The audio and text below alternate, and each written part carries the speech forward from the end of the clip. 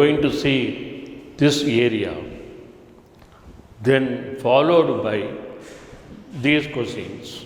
After this, we are going to see the central board public questions. These are central board public questions. So, okay. Now I will start with this first question. Treatment of alkyl halide with aqueous KOH gives an alcohol, but with an alcoholic KOH it gives alkene. Why? It's very simple. What is the answer? When you treat with aqueous KOH means it is completely ionized because of water. So that it gives OH minus ion, which prefers for hydrolysis, converting a Br into OH. But when you select the alcoholic KOH, this alkyl oxide ion acts as a strong base. It acts as a strong base. So, it always prefers elimination reaction. It always prefers elimination reaction. That's all. Next one, we are going to see a problem. We are going to see a problem.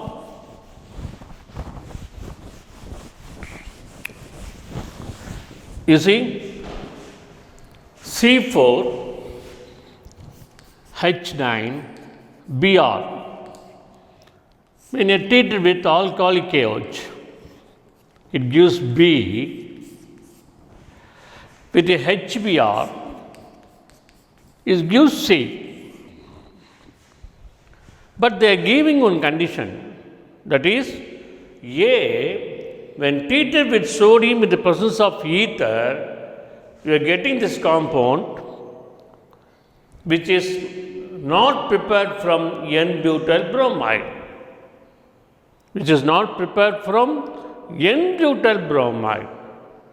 So, what will be this one? Before seeing this one, let us see this one. Then you can go for this. You see this one? This is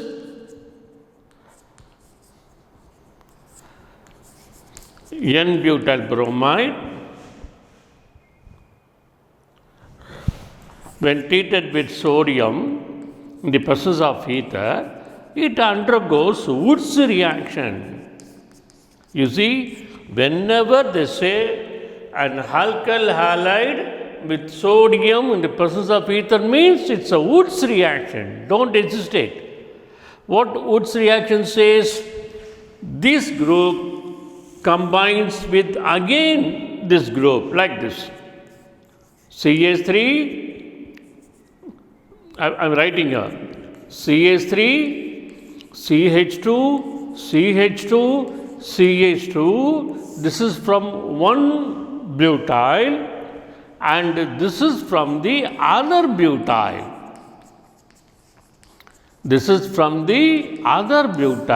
So, it gives N-hexane. It gives N-octane because of 8.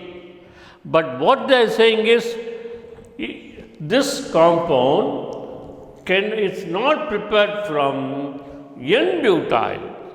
So, you have to reject this type of formula for A. Then what is the other option for A? You see, when this N-butyl is rejected, there are two other options for A. This can be one option and also this can be one option.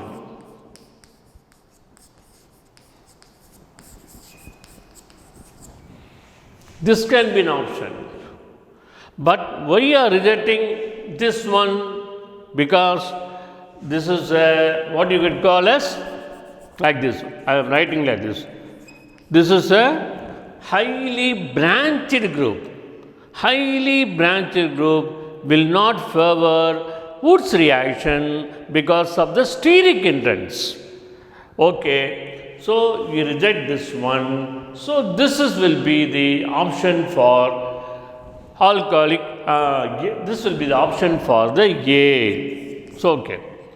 Now we are going to start with this A. I am just taking this isobutyl bromide rather than N-butyl or tertiary butyl.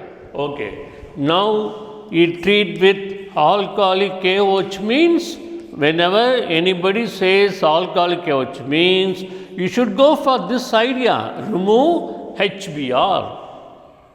How can you remove? You remove Br from here and a H from here.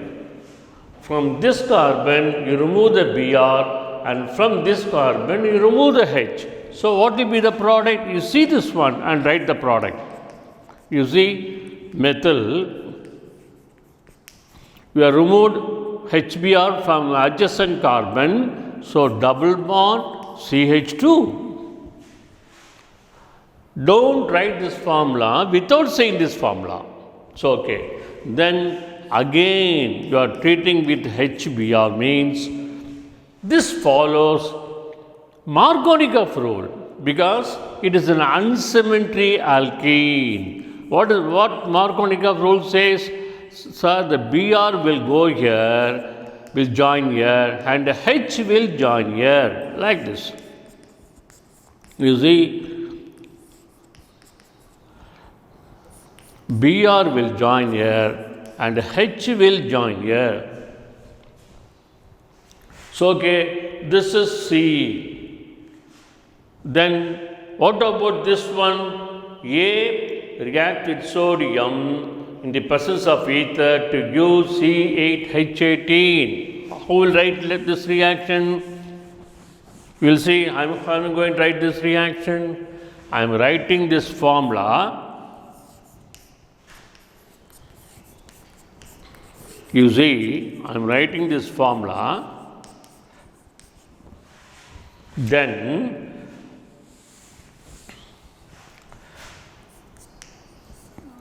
to sodium, I am just writing again this formula.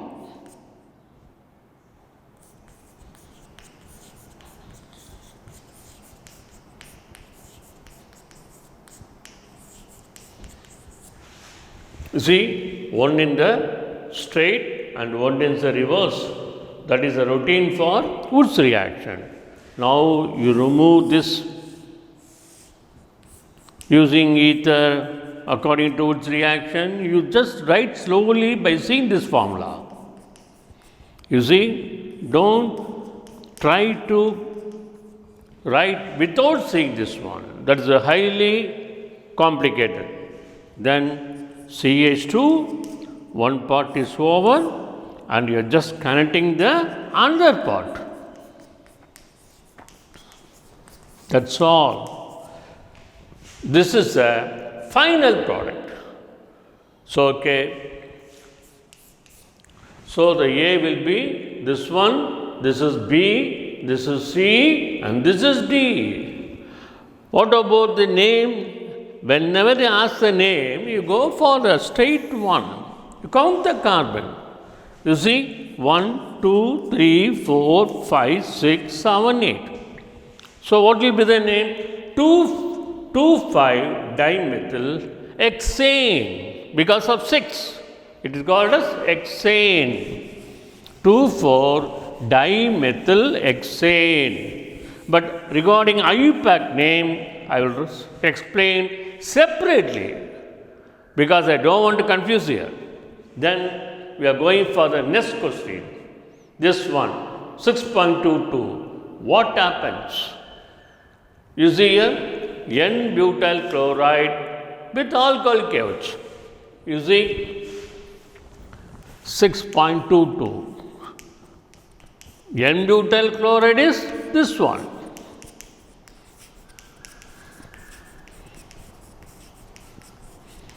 With alcoholic KOH.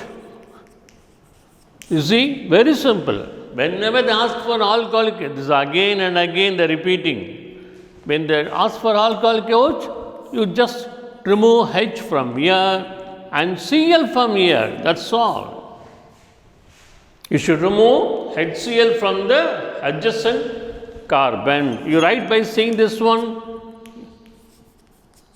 You see, you removed one hydrogen and removed from one chloride. So what will be here? Don't forget, here because of removing from the adjacent carbon, automatically you should write a double bond. That's all. It's all very simple question. But-1-ene. I'll tell you about details later on. Then what about the second question? Bromoethane is treated with magnesium ether. Second question is bromoethane. Bromoethane means ethyl bromide is called the reverse bromoethane. Okay, with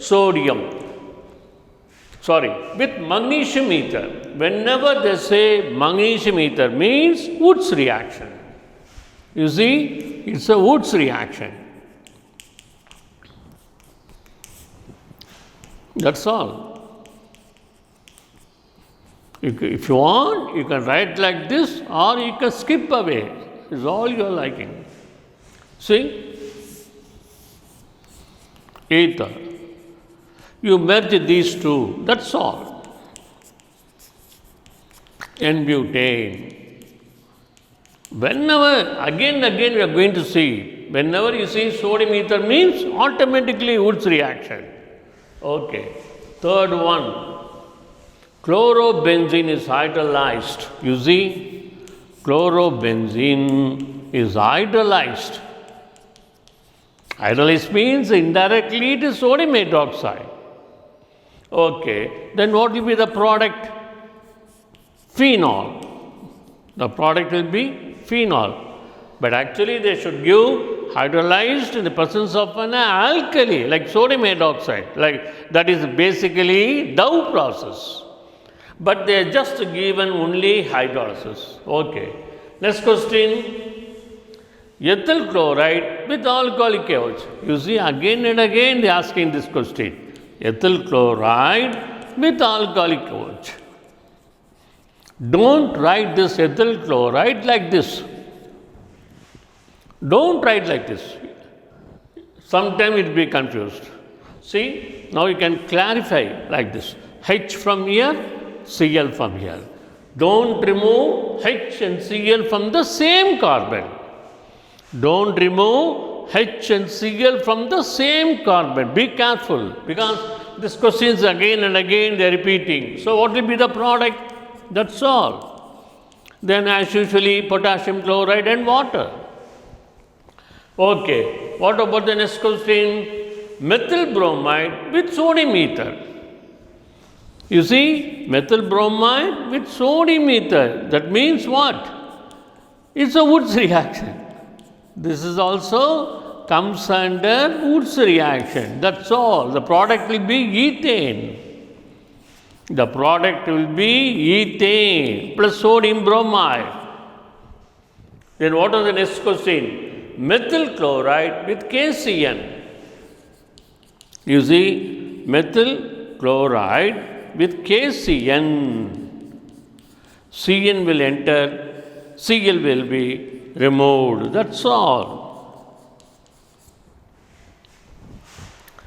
With this, our book back questions regarding alkyl halides are over.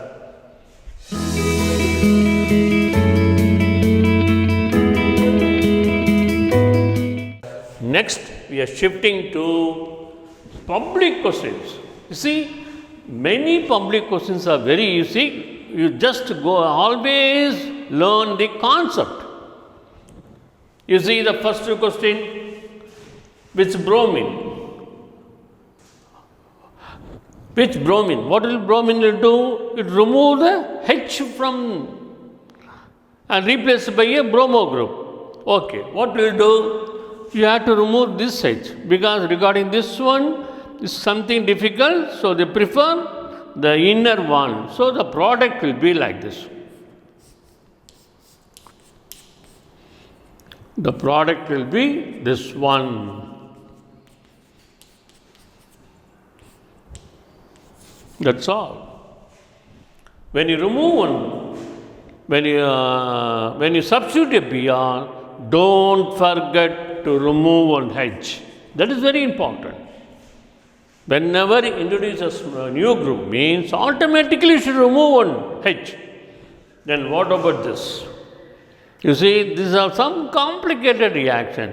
You should add because there is no other go. If it is bromine means we have to substitute the HBr or something like that, but they given HBr.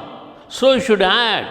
You should add Br here and H here. You see, where I am just adding these two. So what will be the product?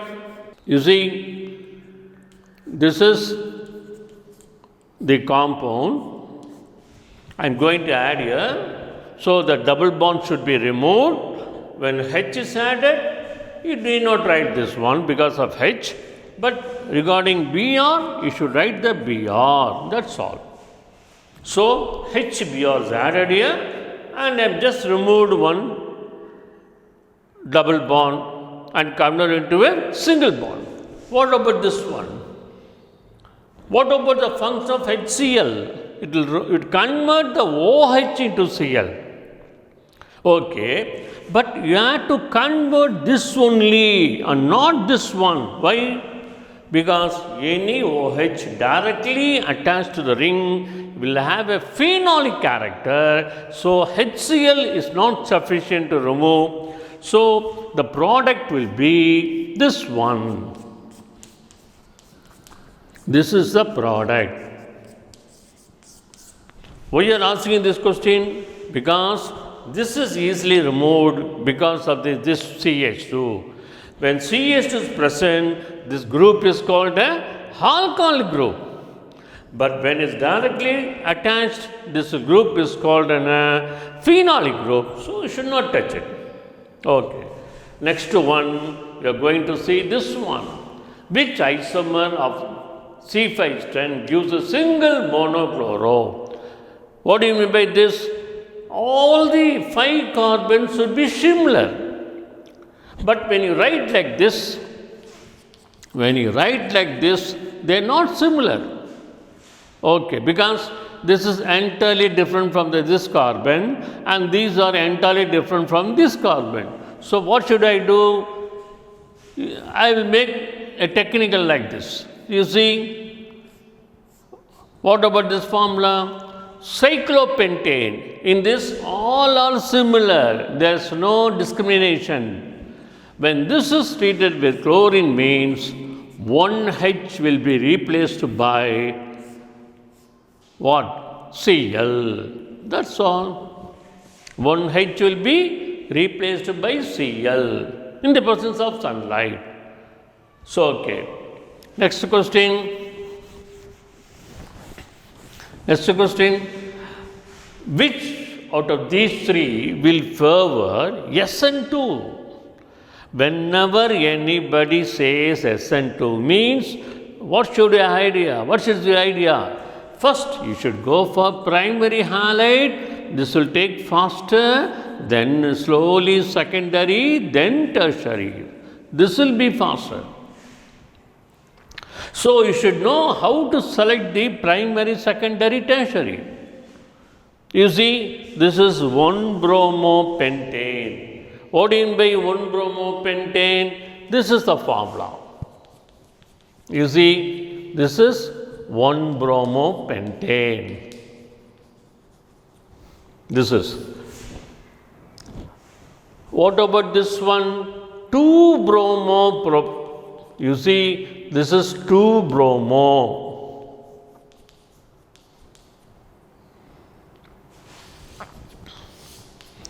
What about this one?